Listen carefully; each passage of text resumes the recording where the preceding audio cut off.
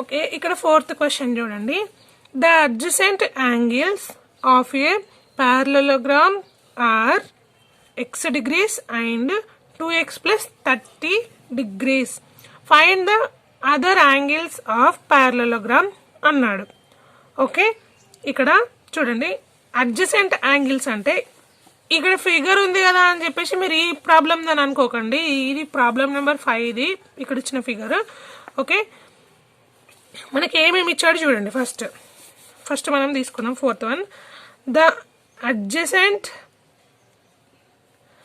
angles of a parallelogram okay are x degrees and 2x plus 30 degrees అన్నాడు.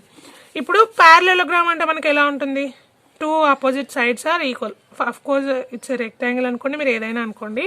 Okay, అయితే adjacent sides అంటే పక్క పక్కనే ఉండే యాంగిల్స్. ఓకే, ఇక్కడ x డిగ్రీస్ అంటే మీరు కొంచెం ఇలా డ్రా చేసుకోండి, ఎందుకంటే మరీ నేను రైట్ యాంగిల్ లాగా డ్రా చేశాను. రైట్ యాంగిల్ అంటే 90 degrees అవుతుంది. ప్యారలెలోగ్రామ్ లాగా డ్రా చేసుకోండి. ఫిగర్స్ ఉన్నాయి చూడండి, ముందు మనకి టెక్స్ట్ బుక్లో ఫిగర్స్ ఉంటాయి, అందులో అలా డ్రా చేసుకోండి ప్యారలెలోగ్రామ్ని. అయితే ఇక్కడ ఏమన్నాడంటే అడ్జసెంట్ యాంగిల్స్ అంటే చెప్పాను పక్క పక్కనే ఉండే యాంగిల్స్. అంటే ఈ యాంగిల్ అండ్ దీనికి పక్కన, ఇప్పుడు ఇది ఏ అనుకుందాం, ఇది బి అనుకుందాం, ఇది సి అనుకుందాం, ఇది డి అనుకుందాం. ఓకే, ఏబి ఇవి పక్క పక్కనే ఉండే యాంగిల్స్. ఏ పక్కన బి ఉంటుంది, అలా. నెక్స్ట్ ఏ పక్కన డి యాంగిల్ ఉంటుంది. At the same time D పక్కన సి, సి పక్కన డి, సి పక్కన బి, ఇలా ఉంటాయి. అయితే ఇందులో అంట ఏమన్నాడు, ప్యారలెలోగ్రామ్ కి అడ్జసెంట్ యాంగిల్స్ ఒకటేమో x డిగ్రీస్ అంట, ఇంకొకటేమో 2x plus 30 degrees అన్నాడు. రెండు ఇచ్చాడు. అయితే ఇక్కడ మనం యాంగిల్స్ ని ఫైండ్ అవుట్ చేయాలి. మనకి ఇలా ఇచ్చాడు, మనం యాంగిల్స్ ని ఫైండ్ అవుట్ చేయాలి. మనకేం తెలుసు, ప్యారలెలోగ్రామ్ లో అడ్జసెంట్ యాంగిల్స్ వచ్చేసి ఇక్కడ 180 degrees అవుతుంది. ఓకే, అండ్ ఇంకొకటి ఏంటంటే opposite angles are equal. So parallelogram లో opposite sides are equal and opposite angles are equal. So angle A is equals to 30 degrees, angle A is equals to x degrees అవుతే angle C is equals to కూడా x degrees అవుతుంది. At the same time angle B equals to 2x plus 30 degrees అయితే angle D is equals to కూడా 2x plus 30 degrees అవుతుంది. Okay, అయితే ఇప్పుడు మనం దీన్ని ఏమని రాయొచ్చు, ఇప్పుడు ఇవి 4 యాంగిల్స్ మనకి. ఓకే, ఇక్కడ 4 యాంగిల్స్ వచ్చేసినాయి కదా. అయితే 4 యాంగిల్స్ ఈజ్ ఈక్వల్స్ టు మనకి ఎంత ఉంటుంది, 360 degrees ఉంటుంది. సపోజ్ ఇప్పుడు అయితే వీటన్నింటిని మనం యాడ్ చేద్దాం. ఏంటంటే x degrees plus 2x plus 30 degrees plus x degrees plus 2x plus 30 degrees. మీకు ఇంకా క్లియర్ గా రావాలి అంటే angle A plus angle B plus angle C plus angle D equals to 360 degrees అని రాయండి. రాసిన తర్వాత angle A is equals to x degrees, angle B is equals to 2x plus 30 degrees, angle C is equals to x degrees and angle D is equals to 2x plus 30 degrees అని ఇలా రాసుకోండి. First step ఇది రాసుకోండి, second ఇది రాయండి, మీకు easy అవుతుంది. Okay, 360 degrees అవ్వాలి. అయితే ఇక్కడ ఎక్స్ డిగ్రీస్, ఇక్కడ బ్రాకెట్స్ ఉన్నాయి కదా, వాటిని మనం రిమూవ్ చేద్దాం. సో బ్రాకెట్ తీసేస్తే 2x plus 30 plus X plus 2x plus 30 is equals to 360 degrees. Okay, అయితే ఇప్పుడు చూడండి x ప్లస్ 2x ప్లస్ 3, ఇది ఇంకొక x, వీటన్నింటిని మనం యాడ్ చేద్దాం. x plus 2x 3x, 3x plus x 4x, 4x plus 2x 6x plus 30 plus 30 60 is equals to 360. Okay, and 6x is equals to 360 minus 60 అని రాయొచ్చు కదా, ఎందుకంటే ఈ 60ని నేను ఇటువైపు తీసుకొచ్చిన, ఇక్కడ ప్లస్లలో ఉంది కాబట్టి ఇటువైపుకి వస్తే మైనస్ అయింది. అప్పుడు 6x is equals to 360 minus 60 అంటే 300. So x is equals to 300 divided by 6 అని రాయొచ్చు కదా. ఇక్కడ మల్టిప్లికేషన్ లో ఉంటే ఇటువైపుకి వస్తే డివిజన్ లోకి మారిపోతుంది. సో 6 1 6, 6 5 30 అండ్ 0ని అలాగే రాద్దాం. x is equals to 50 degrees. Okay, మనకి ఇక్కడ ఒక యాంగిల్ వచ్చేసింది. అంటే angle A is equals to 50 degrees. Okay, అంటే ఎక్స్ ఈజ్ ఈక్వల్స్ టు 50 అన్నట్టుగా. ఇంకొక యాంగిల్ ఏమన్నాడు, 2x ప్లస్ 30 degrees అన్నాడు. అంటే దీన్ని ఎక్స్ ప్లేస్ లో 50ని సబ్స్టిట్యూట్ చేద్దాం. 2 into 50 plus 30 is equals to 2 50s 100 plus 30 is equals to 130 degrees. Okay, ఇదేంటి యాంగిల్ బి ఈక్వల్స్ టు, ఇప్పుడు angle A is equals to 50 degrees, angle B is equals to 130 degrees, and opposite angles are equal కాబట్టి angle C is equals to 50 degrees and angle D is equals to 130 degrees. Okay, అంతే. Next fifth one చూడండి. Fifth problem ఏమి ఇచ్చాడు, explain how DEAR is a trapezium and which of its 2 sides are parallel అన్నాడు. Okay, ఇక్కడ DEAR అనేది ఎలా trapezium అవుతుంది దాన్ని మనం ఎక్స్ప్లెయిన్ చేయాలి. అండ్ ఏ 2 sides ఆర్ ప్యారలల్ అన్నాడు, which of 2 sides are parallel అన్నాడు. ట్రెపిజియం అంటే ఏంటి, ఇక్కడ trapezium have 1 pair of parallel sides.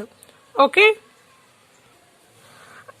ఇక్కడ ఏంటి మనకి ట్రెపిజియం హ్యావ్, మీరు క్లియర్ గా రాసుకోండి, trapezium have 4 sides and trapezium have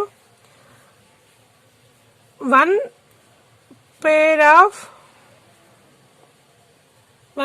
of parallel sides.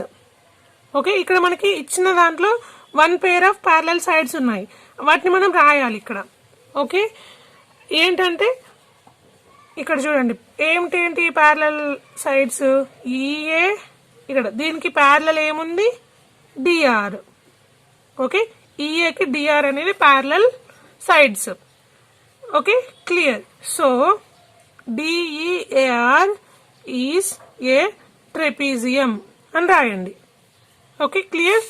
Next one ఏమిచ్చాడు, sixth one, B A S E. Okay, base.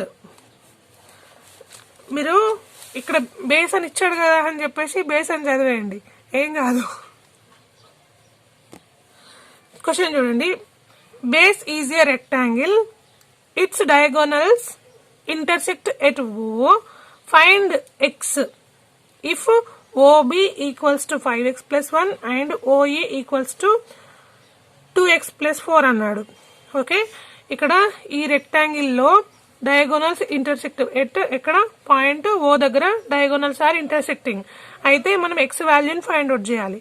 ఏమన్నాడు, OB equals to 5x plus 1 అన్నాడు, OE equals to 2x plus 4 అన్నాడు. దీంట్లో x వాల్యూని మనం ఫైండ్ అవుట్ చేయాలి. ఫస్ట్ ఎలా అంటే చూడండి, మనకి రెక్టాంగిల్ లో డయాగోనల్స్ లెంత్ ఈక్వల్ గా ఉంటుందని చెప్పాను ఆల్రెడీ. ఓకే, క్లియర్ గా వినండి. రెక్టాంగిల్స్, ఓన్లీ రెక్టాంగిల్ లో, అంటే స్క్వేర్ లో కూడా, స్క్వేర్ ని మనం రెక్టాంగిల్ అని కూడా అనుకుంటాం కదా. అయితే ఇక్కడ ఇక్కడ డయాగోనల్స్ లెంత్ ఈక్వల్ గా ఉంటుంది. అయితే ఇక్కడ చూడండి answer, if B A S E is a rectangle, ఇది రెక్టాంగిల్ అయితే O B is half of the diagonal B S. Okay, ఇక్కడ బేస్ అనేది ఒక రెక్టాంగిల్ అయితే ఓబి అనేది half of the diagonal of B S. Okay, B S అనేది డయాగోనల్, ఈ డయాగోనల్ లో ఓబి అనేది half. At the same time O E is half of the diagonal of A E. Okay, అయితే మనకు ఆల్రెడీ తెలుసు. సో ఆల్రెడీ వినో ఏంటి, మనకేం తెలుసు, the diagonals of a rectangle are equal. So diagonals of rectangle equal అయినప్పుడు వాటి యొక్క హాఫ్ సైడ్స్ కూడా ఈక్వల్ అవుతాయి కదా. So their halves are also equal. Okay, diagonals equal అయినప్పుడు వాటి సగం కూడా ఈక్వల్ అవుతుంది అని రాశాను. అయితే ఇప్పుడు మనం దీన్ని ఏమని రాసుకోవచ్చు, 5x + 1 ఈక్వల్స్ టు 2x + 4. ఇది ఈక్వల్స్ టు ఇది అవుతుంది కదా, మనకి x వాల్యూ కావాలి. సో ఇది ఈక్వల్స్ టు ఇది కాబట్టి మనం దీన్ని ఏమని రాసుకుందాం, ఈక్వల్స్ టు ఇటువైపు ఉన్నాయని మనం ఇటువైపు తెచ్చుకుందాం. 5x + 1 ఇక్కడ ప్లస్ సైన్ ఉంది కాబట్టి ఇటు వస్తే మైనస్ సైన్ అవుతుంది. అప్పుడు -2x - 4 = 0 అని రాయాలి. అయితే 5x - 2x ఏమవుతుంది, 3x అవుతుంది. అండ్ +1 - 4 -3 = 0. 3x = 3 అని రాయండి. ఓకే, ఇది మళ్ళీ నేను దీన్ని ఇటువైపు తీసుకొచ్చిన. ఓకే, అప్పుడు x = 3/3 అంటే 3 ఇక్కడ మల్టిప్లికేషన్ లో ఉంది కాబట్టి ఇటువైపుకి వస్తే డివిజన్ లోకి మారిపోతుంది. 3 × 1 = 3, 3 × 1 = 3 అంటే x = 1. Okay, next 7th one చూడండి. Is quadrilateral ABCD a parallelogram if angle A = 70 degrees and angle C = 65 degrees, give reason అన్నాడు. Okay, angle A = 70 degrees and angle C = 65 degrees అయితే ABCD అనేది పారలెలోగ్రామ్ అవుతుందా అని అడిగాడు. కారణం చెప్పండి అని అన్నాడు, రీజన్ చెప్పండి అన్నాడు.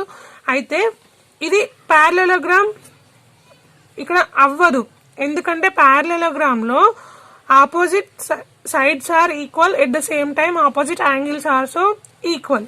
బట్ ఇక్కడ A and C are the opposite angles, but A = 70 degrees and C = 65 degrees. So it's not a parallelogram. Okay, so no అని రాయండి. రీజన్ అడిగాడు. సో quadrilateral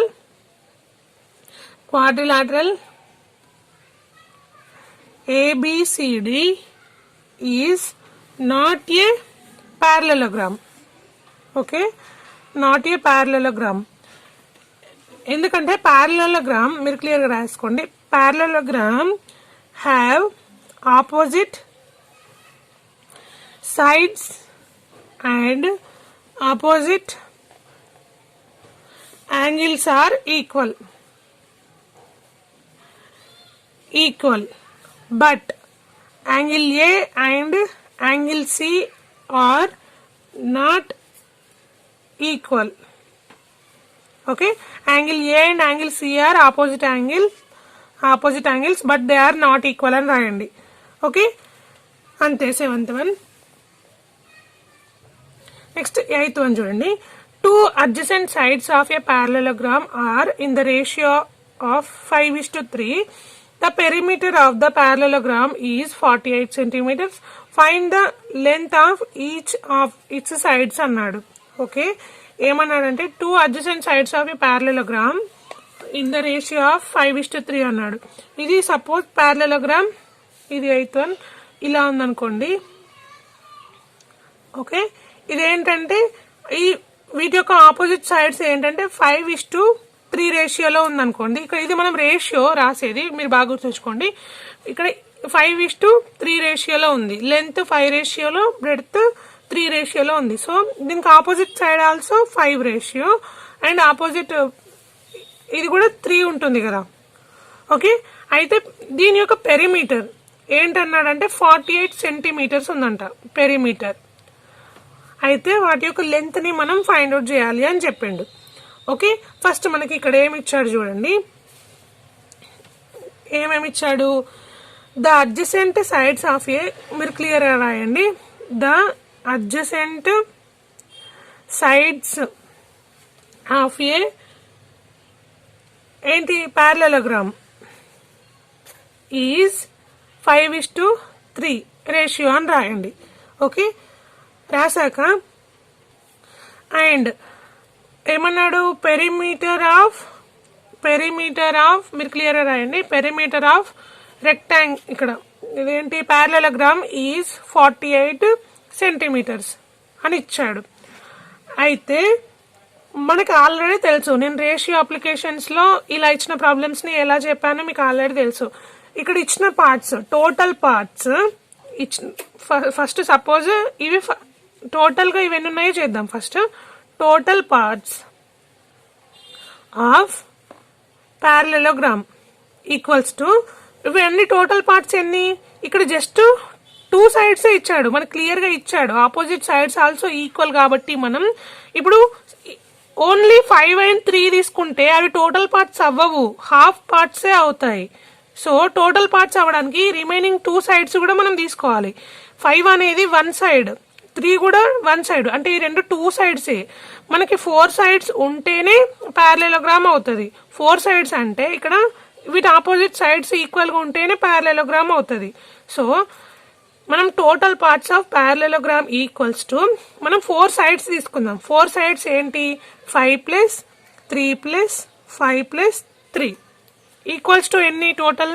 16 పార్ట్స్ ఉన్నాయి ఇక్కడ ఇచ్చిన ప్యారలెలోగ్రామ్ లో అయితే దీన్ని మనం ఏమని రాసుకుంటాం ఫస్ట్ సైడ్ 1 తీసుకుందాం side 1 equals to 5 parts okay 5 parts by total parts into perimeter 48 centimetres ఇచ్చాడు కదా ఓకే ఇలా తీసుకోవాలి నేను ప్రతిసారి చెప్తూనే వచ్చాను ఇది చాలా ఈజీ అంటే ఏంటంటే సపోజ్ మనం మార్క్స్ విషయంలో తీసుకుంటే మనకి ఎన్ని మార్క్స్ అయితే వచ్చినాయో అన్ని మార్క్స్ వచ్చిన మార్క్స్ మనకి ఏవైతే మార్క్స్ వచ్చాయో అవి బై టోటల్ మార్క్స్ ఇంటూ 100% తీసుకునేటప్పుడు ఇక్కడ 48 సెంటీమీటర్స్ కి తీసుకుంటున్నాం కాబట్టి ఇక్కడ 48 సెంటీమీటర్స్ తీసుకోవాలి ఇంటూ దగ్గర అండ్ ఇక్కడ టోటల్ పార్ట్స్ వచ్చేసి 16 ఓకే 16 లో మనం 5 పార్ట్స్ తీసుకుంటున్నాం ఓకే సో 5 by 16 ఇంటూ 48 అని తీసుకుంటాం is equals to 16 1s 16 3s